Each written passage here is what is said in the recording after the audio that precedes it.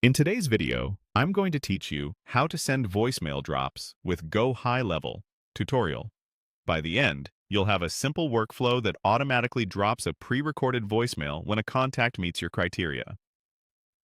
Before we begin, make sure you have a clear, brief audio file ready to upload. MP3 or WAV works great, and that your phone system in GoHighLevel is connected and compliant with your local regulations. First, head into your GoHighLevel account and open the automation section. This is where all your workflows live. Choose Create Workflow to start a new one, and then pick Start from Scratch so you're building with a clean slate.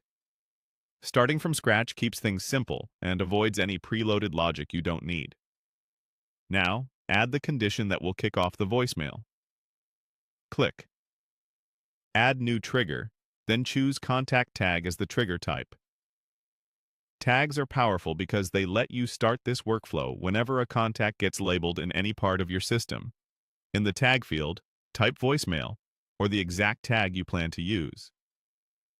Consistent naming helps your team know what activates this workflow. Once that's set, click Save Trigger. That locks in how contacts will enter the workflow. With the trigger ready, it's time to tell the workflow what to do. Click the plus icon to add an action. In the search bar, type voicemail to quickly find the right step, then select voicemail.